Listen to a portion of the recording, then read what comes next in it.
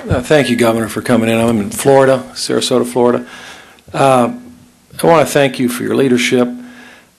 One of the things I just say with all this discussion about national health care programs, I'm glad the governors like you are leading in this, because I'm scared to death the sense to let the federal government deal with this. If we can find the best practices within a given state and then take that, because as you mentioned, it could break the country. I mean, we're already tight on federal dollars. I know you're tight on dollars in Pennsylvania, so that's just a statement. I've been in business for 30 years myself, and I've seen this cost go up. With we had 2 or 3 years ago 1,200 employees, so we've dealt with this. We use a lot of different insurance companies, and you mentioned a lot of different things. One thing you didn't mention that does come up with a lot, and I just get your opinion. I know this is a little bit political, but I think there's a lot of blame to go around for a lot of things: hospitals, doctors, and of course insurance companies.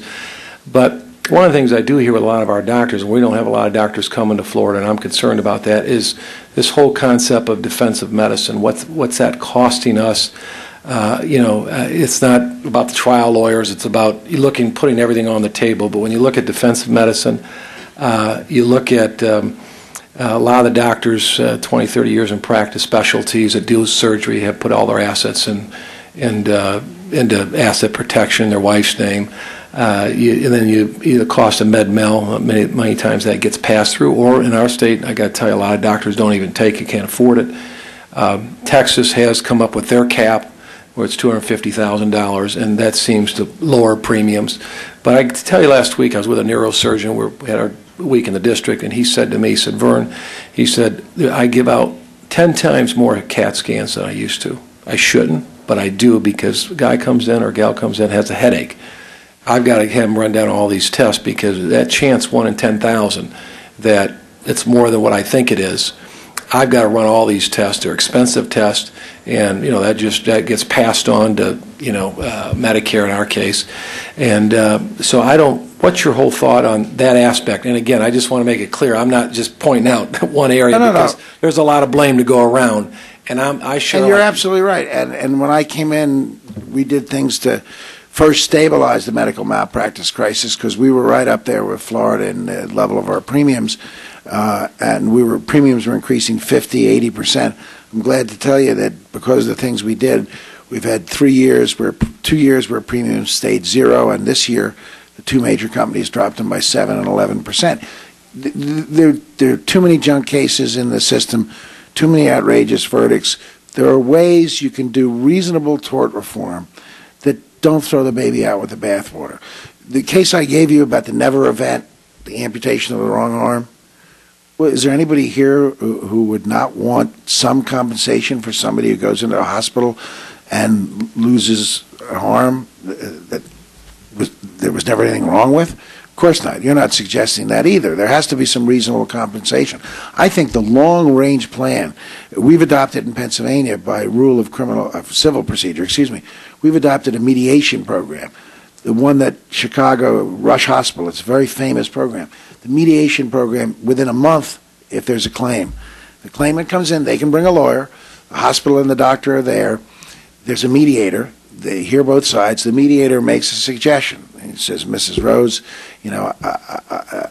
this is a very close case, I'm not sure there was error here, I'm not sure you'd convince a jury, but you do have some injuries, it wasn't your fault, we're going to give you $80,000, I recommend it. She can take it or then reject it and go on to court. She's not waiving any rights. It's amazing. In Rush, I think it's 73% of the cases are settled within 1 month in the mediation program. And what that does is knocks out most of the legal costs. It's not the big verdicts are the ones that get the attention. But if you talk to an insurance company, what it really is the junk lawsuits that are thrown in where someone's hoping that they'll settle for $35,000 or $50,000. And it eliminates most of those junk lawsuits and it eliminates the insurance company, the hospital's legal bills, because if it's a junk lawsuit, even if they win it, often they run up $100,000 in depositions and pretrial stuff and all of that. So yes, I think we should have reasonable tort reform. I don't agree with a $250,000 cap, because I could sit here and give you examples, and I don't think any one of you would think that $250,000 were compensation. Someone goes in for a 25-year-old sheet metal worker goes in for a herniated disc operation. through undisputed malpractice, he comes out of that operation a quadriplegic. Never hold his child, never have relations with his wife, never walk again, never bathe himself again. $250,000 above medical costs he'll probably live another 50, 60 years. I don't think that's fair. But having said that, we can certainly do something, and you're right, we should do something, because there is too much defensive medicine being practiced, and we've got to get a hold on rates, and we've got to have a balanced approach. I would love it if the Congress could get together with the next administration and do something reasonable on tort reform that doesn't take away rights in the most extreme and brutal cases, but at the same time doesn't make the medical system do all these things. Remember, $2.1 billion of avoidable medical errors, and that's the assessment of the Patient Safety Authority in Pennsylvania, that's made up of mostly either former doctors or practicing doctors or academicians. It's not the assessment of trial lawyers. So we want to reduce those too, because it's patient safety. We focus on the monetary aspect of the tort system, but it's also patient safety too. And a physician told me about hospital-acquired infections.